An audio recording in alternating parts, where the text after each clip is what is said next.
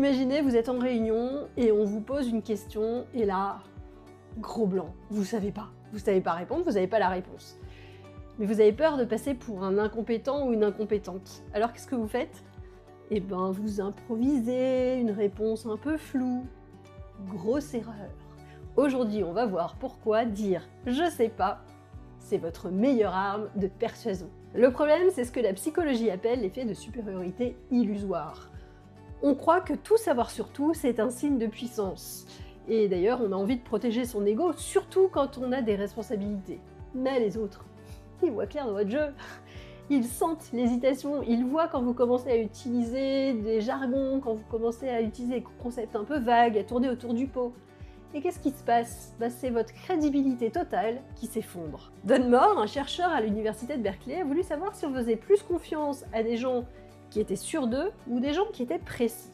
Il a mis des sujets face à des conseillers et leur a demandé de demander des estimations sur un sujet précis. Ces conseillers étaient répartis en deux groupes. Il y avait les conseillers qui étaient vraiment avec une confiance totale. Je vous dis que je suis sûre à 100% que la solution c'est X.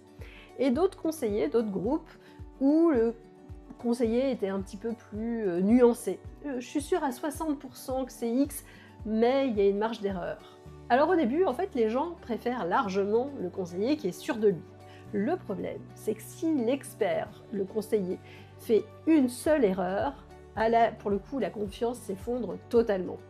Alors que les experts qui sont plus nuancés gardent le même niveau de confiance tout le temps. Pourquoi ? Parce qu'on sait que ces personnes savent estimer leurs limites. Elisabeth Aîné a prouvé la même chose en 2007 en analysant les réactions dans un tribunal. Un témoin qui dit ne pas être sûr d'un certain détail génère une présomption d'honnêteté.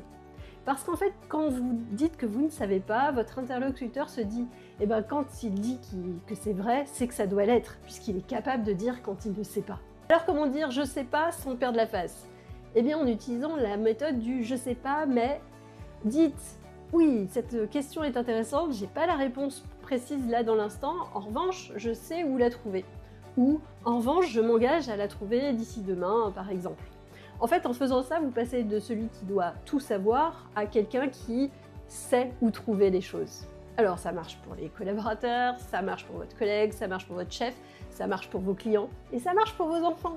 Moi j'adore le faire avec les enfants, à chaque fois qu'on me pose une question, j'aime bien leur dire qu'est-ce que t'en penses toi? Et puis on cherche ensemble et franchement en plus ça crée un lien incroyable.